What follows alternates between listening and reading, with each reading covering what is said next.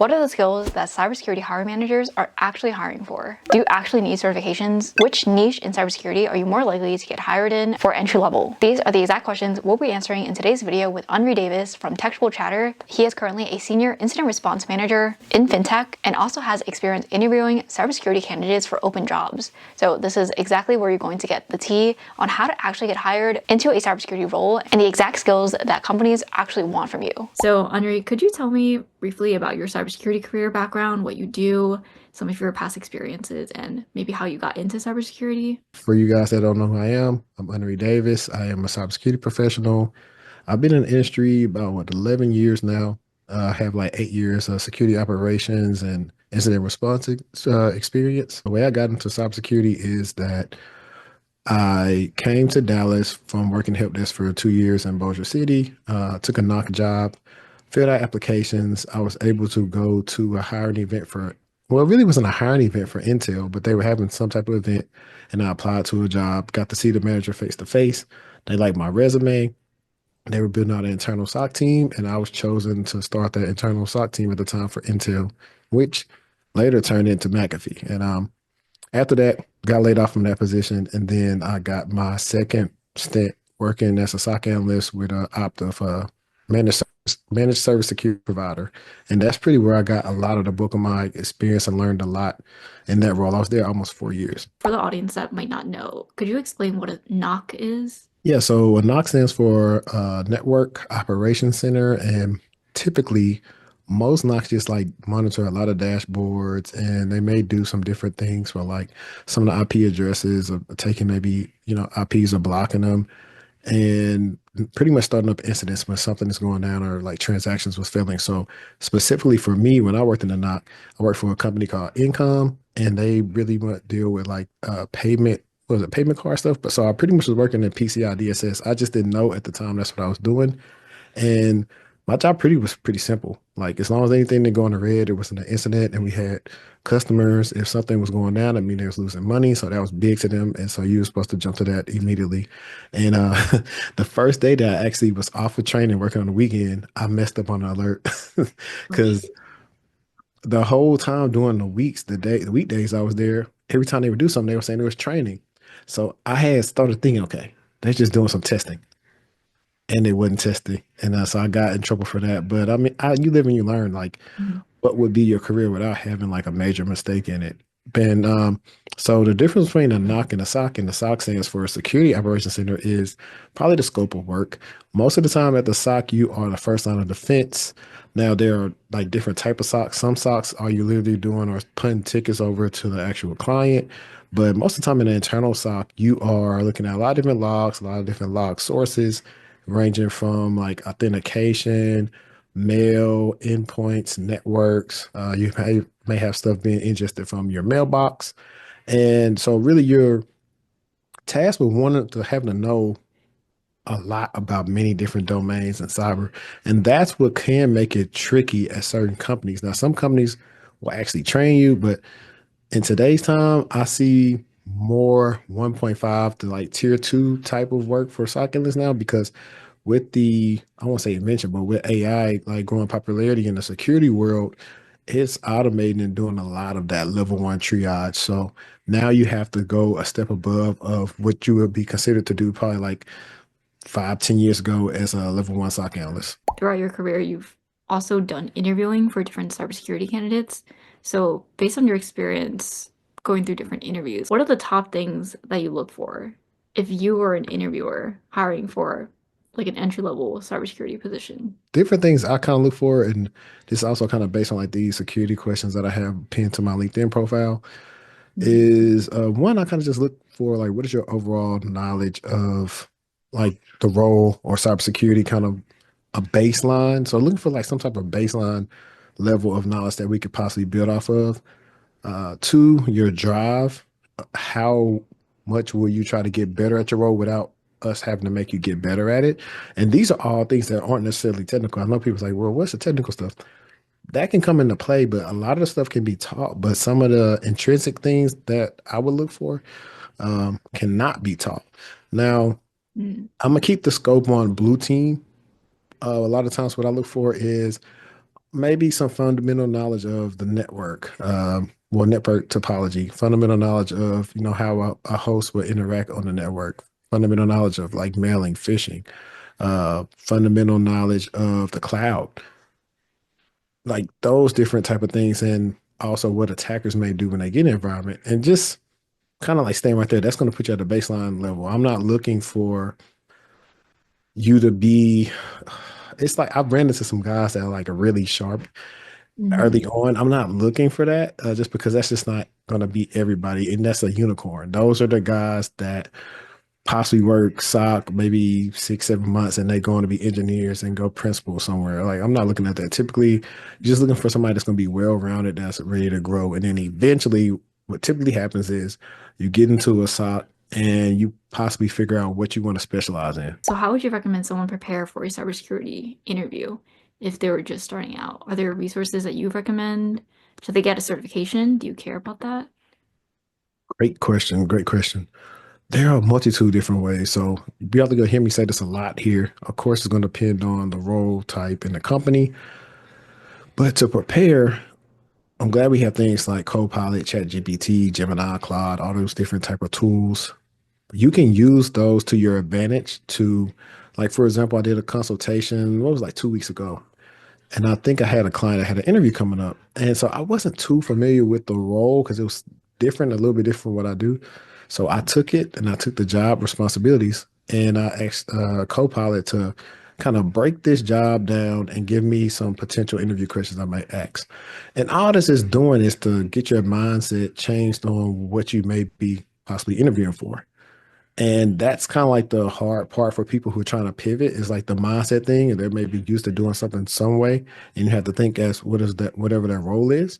So that's just one part of using like to leverage AI in order to help you prepare for the interview. But also what you have to do is do some research. So what I tell clients is we research, like let's say for instance, let's say we are about to interview with Meta. Mhm. We want to go through and research different things about Meta's type of interview process, typical questions Meta may ask in a cybersecurity interview, maybe different news and blogs related to Meta, like all those different things. They really help out and they can help you be prepared. I've done interviews to where I say, okay, I got this time here. So I go through, I make my questions, I go list out like different stories that I did in my, well, let me back up. I'll get there. When you say prepare for an interview, I think the big thing is for people to have an interview cheat sheet. So kind of knowing the company's core values, understanding maybe who they may be interviewing for, what the job entails is about, and how do some of their accomplishments go on coincide with the company's values. And then you can try to map your accomplishments to those values and have, 4 to 5, maybe 6 stories that you could talk about in depth where you use that STAR method: situation, task, Yeah, action, and I think result. I think that's what STAR stands for. If I'm wrong, let me know in the comments. I'll go with that. But essentially, if you can word those stories like that and really sell what you did in those moments, that will help you out a lot. So a lot of people forget to prepare for that part, and then they end up doing bad because they're really trying to see what type of things that you do, what did you run into, and how did you leverage like your skill set or people around you to come to an end goal, and how did it help the company out. So you can do all that and it'll help you out prepare. But then the other part that I was mentioning is researching different news acquisitions. So now you have your, like I always tell people, let me see if I can do this without taking the focus. But I have a book right here and it has nothing but interview dates and different questions that I've asked Dang, that's in crazy. interview. So you want to come off being prepared. So I always tell clients, hey, take you a notebook and a pen, have your questions written down, research some acquisitions or some things in their blog so you can go into them and definitely you can get some, hey, with the recent acquisition of company XYZ, how do you see that helping out your company? What do you see that is going to do with that technology that you guys have? How would it help us from a cybersecurity standpoint? Just simple things like that will make you seem more engaged that you're really interested in the role versus just doing it to interview just to interview, which I've did that before too. So there are certain roles I really care about and other roles where I'm just like, I'll just go through with it and see what happens. Yeah, I guess I don't think about that a lot because for like a new grad or someone in their early career, they're probably just studying for the behavioral and the technical. They're not doing the extra work to look at a company's blog. So that's like an Right. extra step. It's like going above and beyond, just preparing for one interview. Right. And I'm glad you said that because you just mentioned something that I didn't bring up. New grads may be saying, well, I don't have a lot of work experience. What could I talk Mhm. about? Right. So most of the time, if you are in a degree program, you have different classes where you possibly did different projects or collaborated with people. Those are the projects you need to highlight in your resume and highlight in your interviews because that's all you really have to go off of. And if you took it a step further, if you had your own personal side projects you're working on with Home Lab, blog about those, talk about them on LinkedIn. They'll help you get more comfortable talking about technical subjects you don't talk about every day. And that'll also help you shine in the interview. How would you rank project experience, work experience, and certifications? Work experience is probably going to be number one. Work is number one, Uh-huh. projects two, certs are three, only because most certifications are not practical. Now, practical certifications actually sometimes can be leveraged as a project.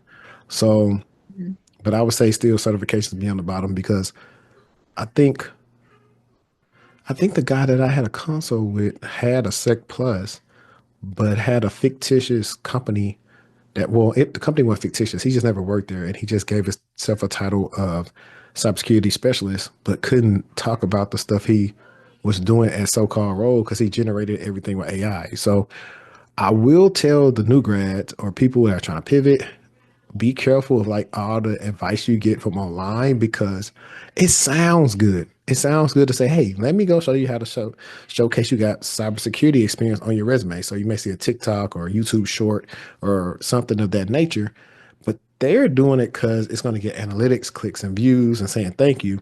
But a lot of them are not actual practitioners. A lot of them are not the people that are asking you the questions in a consultation, in an interview. So a lot of people are not telling you, hey, when they say, tell me about yourself, what are you going to say?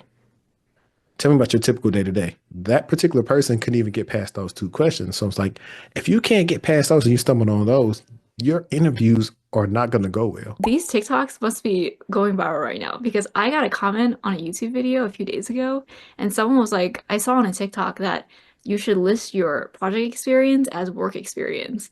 And I was like, that's new. I didn't know people were doing that. But I was like, as I know there are people out there who will list like for example, like software engineers. They will make a project, spin it up on a website, and then they'll use that as like their technical experience because they made it, they spun it up. There could be some users, even if it's like a few hundred a month, and they put that as technical experience and they talk about it to recruiters, but it's obvious that it's like their company or their website. But for cybersecurity, I can see like, a way where you can do that as well, but there's no way around lying about it. Like Yeah.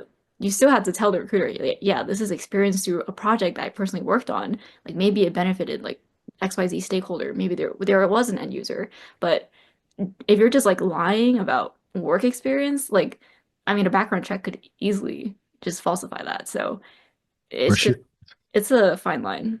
I have a person in the Discord right now was talking about, hey, what happens if you get a job offer, but you falsified your information? I was like, depends on how detailed the company background check is. All I can say is you probably want to hope for the best. I was like, I Yeah. didn't really have anything to tell them. I was like, I've never dealt with that problem because I tell my clients, hey, we're going to be as truthful as possible because Mhm. if you do get the job and then sometimes they find out lied about some stuff, they have the right to fire you. I've seen all these different type of things, and sometimes a lot of people don't want the truth. So a person that's being truthful can be labeled as a hater, not knowing that most of the time I have your best interest at heart because I Right. don't benefit off of, lying to you guys. I mean, I could benefit, but I've seen times where I've seen people because they want to get people to sign up for different affiliate boot camps. They'll Mhm. have somebody that did the program and they'll go in there and say, yeah, I lied on my LinkedIn, but this work experience is not true. I'm just like, I would never, if somebody did get in like that and they're doing a good job, I would never bring them on to publicly tell people that in case they got back to their job and they got fired. So that's what I'm saying. Like you have to always look at what is the method behind why does this person want me to do something? And long term, how's it going to benefit me of telling people, hey, I fraudulently did something. Like, just put your head down and get your user experience and then come out and maybe talk about that 10 years later, but not when you're like a Right. year in. I'm sorry. Like the market's too volatile and just watch out for that. And then the last thing is you brought up certifications. Mhm. You want to do some type of labs or something when you are doing certs. There's another guy in the Discord that was having issues with the AZ900 because they weren't doing the labs or setting up any of the cloud stuff while studying. So I'm like, not only you don't know what you're talking about, but let's say if you did pass it and you got an interview, let's say, hey, I see you got the AZ900. Could you list off some, Azure services for me? You wouldn't be able to do it because you didn't set any up. You Yeah. just memorized to pass the test. So the goal should be to learn because the learning is going to help you do good in your interview and potentially do good in your role, that whatever role you land. So I know you mentioned the cybersecurity job market earlier. So from your perspective, working in cybersecurity right now, how's it looking? Like for someone who's breaking into cyber, for someone who might already be in cyber and trying to switch jobs, is it actually as bad as like the media is making it seem? I would say like this. I would say it's different on different levels. Like if you have experience, you fare much better than the people who don't. And this doesn't even necessarily mean just straight cybersecurity experience. I have guys that have did roles to where it wasn't labeled security, but when I look at what they did the last 3, 4 years, I said you were definitely doing security engineering or vulnerability management or whatever you were doing, but they had it labeled like this based on pay reasons. And Mm. they are in final interviews now because of the things they accomplished. Even a person like me, I don't really have problems with like my inbox getting flooded in LinkedIn or applying to places and getting interviews. The newbies may have somewhat of an upward track just because of that experience thing that always gets them. So that's where that network and how visible you can be as a potential job seeker, how who knows you in order to what you're trying to accomplish. And to expound on that is a lot of people are taught, okay, hey, go on LinkedIn and find these people and go try to get a referral. But let's say they go to your profile when you ask for a referral and they don't see anything on it versus the person who's published, hey, I did like 10 blogs the last 3 months. I put up a project and this and that. So you might not know that person, but they peruse your LinkedIn and they saw you did all this stuff. Say, this person probably could be good at the company on the team. Hey, yeah, I'm going to ahead and give you a referral.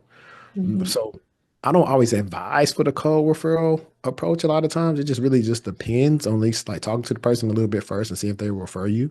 I've had instances, I'm pretty sure you have, based on us actually having a brand, people have seen our content. So I've had people say, hey, I know who you are.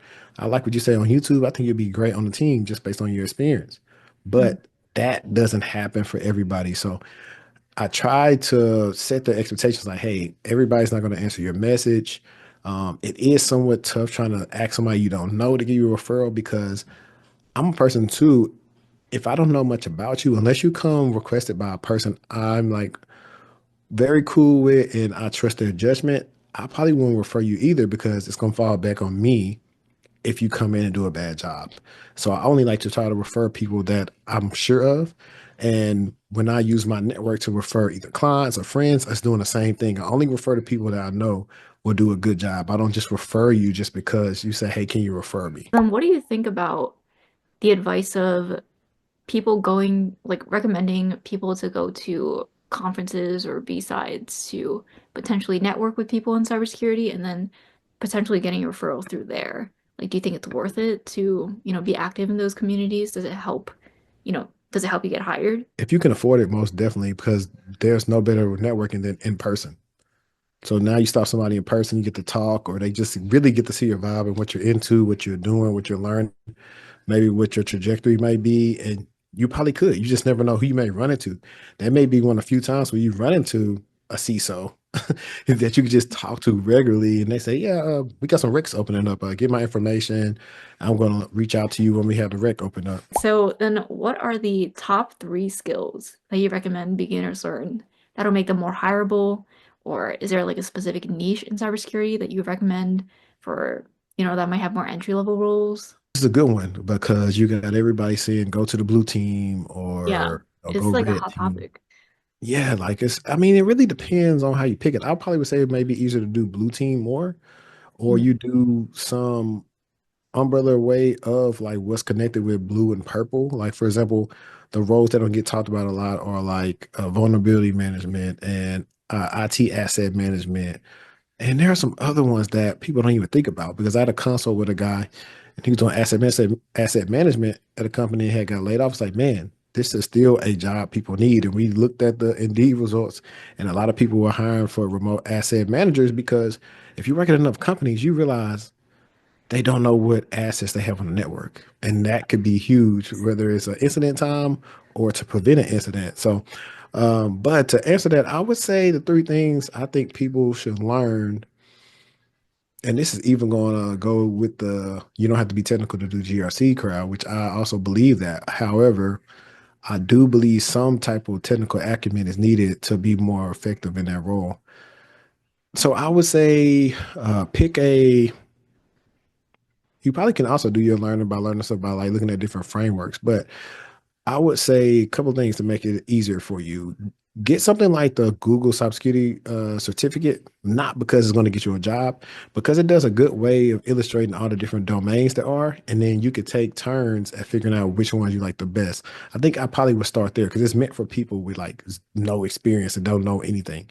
So I would say start somewhere right there. Then after that, I probably would say figure out, what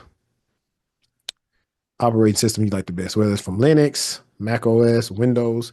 Pick one of those and try to learn as much as about it as possible. And then after that, I would probably say the way it's going, and this is hard because to put it at three. I'm gonna just loop these all together. Networking, cloud, and some scripting.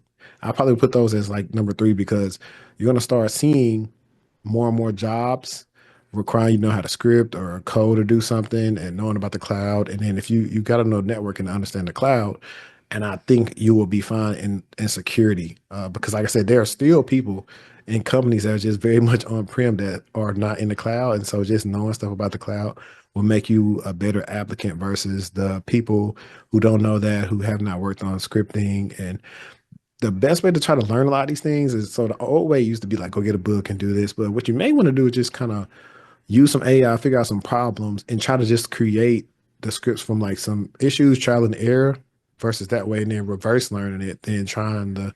I'm gonna try to do it this way because I have a problem with retaining different things like certain scripting languages because I learned them the traditional way, but then there's no way for me to make it be practical. So I would say try to make anything you learn be practical in lab every day in order to retain that skill set. When I was starting out, it makes it sound like I'm so old that, I was learning how to code and stuff before ChatGPT. But nowadays, you can just ask any AI tool to make you a project guide if you want to learn Metasploit, if you want to learn, what a seam is. Like, you could set up your own seam using an AI, like, to create you a custom project based on the skills or like the tools that you want to focus on. So it's pretty crazy how much, like, how many resources you have for free.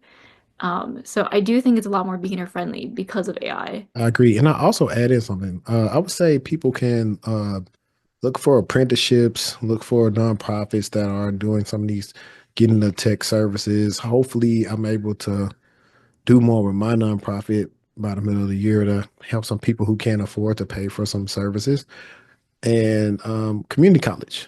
You probably can go to community college for zero to no money and get an associate degree and probably get some certifications and possibly do some projects to where it can lead to either getting an internship or a job. So, like a lot of people forget about community college. They want to go straight to, the bachelor's, which is, I mean, if that's feasible and affordable for you. But in this day and age, with how expensive everything is, I would just say try to do things that's the most feasible for you that possibly would lead to you getting the most return on your investment. Okay, so I know you mentor a lot of people who are aspiring cybersecurity professionals and also those who are already in the field trying to get a new job.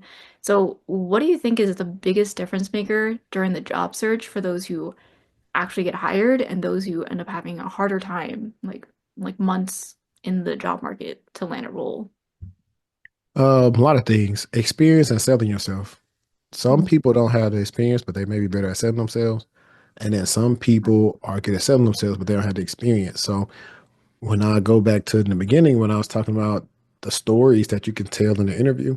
Some people don't have that. One of my clients was telling me how a job they're interviewing for is still open because people could not go in depth about vulnerability management and some vulnerability management things that they did at previous positions. Whereas he's able to cover all that just from different things he's notated from his career. So that's like the biggest thing when, hey, when you come to me, instead of me just telling you we're gonna stuff stuff on your resume, I want to know what you did because Right. that's gonna make it easy to sell yourself and you're more familiar with what you did and you could talk about it. I don't care if you think it's big or small, we can find a role for you. So I think that's a big one. And then the other part is just interviewing is a skill. Even what me and you are doing right here, everybody can't do. So getting more accustomed to looking in the camera, being more confident and talking with conviction takes time. Mhm. Also, just really understanding the questions and how to answer the questions, not to ramble too much, how to steer the question, steer the interview in your favor. If you want to talk about some other things to kind of just get them off track of what they're talking about, and you just ramble on and they start saying, "Oh, I like you. I'm sending you to the next round." All those things are things you learn from trial and error. That's very true. Especially considering nowadays most interviews are done via Zoom. You really got to get used to speaking on camera, like talking to someone who isn't actually in person. Because back when I was interviewing, I mean, this was back in 2018, so it wasn't even that long ago, but like there wasn't really any online interviews that I was doing. And if anything, at least like the final rounds would be in person. So it was even more like competitive in that way, I feel like, because you had to, show a good face. But I feel like online it's a lot harder for someone to like do well in an interview if they're not used to speaking directly to a camera. And you can't really get the same body language either. So you might not be able to like vibe as well. So you actually have to try even harder to make a good impression on a Zoom call. No, I agree. And then back in my day, I'm gonna kind of copy Roberto Blake. Back in my day, having to put on suits and stuff and go in person could Oh, be. I mean, this is sometimes I would feel good in a suit, but then you could be intimidated or you just Mhm. getting there trying to figure out, okay, how do I make eye contact? How do I, Yes. not blow this one? It's a lot that goes into it. But the more talking you get, and now, like you said, AI technology, they have tools that'll read your eye contact and how you sound your Oh confidence level yeah. and play back what you said. So there are different ways you can get better at interviewing now as well. Yeah, for sure. All right, thanks so much, Henri, for your time today. So I know that you also do one-on-one coaching. Where can my audience find you if they want to connect or reach out for a one-on-one potentially? Sure. So you can reach out to me at textualconsulting.com. So that'll be www.techualconsulting.com/offerings. You can go to that website and you can check out my offerings. You can check out testimonials from actual real people that you can find on LinkedIn. Nice. Yeah, and I highly recommend it because I know Henri posts a lot of his testaments online of people actually getting jobs, actually getting, a raise or like negotiating successfully. So there's like real proof of what he can do. So highly recommend. All right, and I'll also link all of his links in my description as well. All right, so I hope you enjoyed the interview. I know Henri shared a lot of helpful resources, especially for those of you who may not know where exactly to start, or maybe are stuck on the exact skills that you should focus on first. The key takeaway here is really on cybersecurity projects and technical experience over certifications. And that is something that I think is going to ring true in the next few years as cybersecurity hiring focuses on more hands-on skills rather than the number of certifications that you have behind your name. Of course, if you're someone who is interested in breaking into cyber, what I always recommend is to start out in IT first, because IT has the most overlap between the skills that you'll use in cybersecurity, and there are just a lot more entry-level roles in IT compared to cybersecurity. I do have the beginner IT course that I recommend for anyone who wants to break into IT and cyber, linked in my description, that is taught by Josh Manicore and basically takes you from zero IT experience to actually job ready based on the skills that you learn just from this one course. And you can also get $50 off through the link in my description, as well as go through their free intro course. Thank you guys so much for watching, and if this video was helpful, please like and subscribe as it really does help out the channel. I post videos weekly. Don't forget to also stay connected on LinkedIn, Discord, and Instagram, also all linked in my description. And hopefully I'll see you guys in my next video. Bye.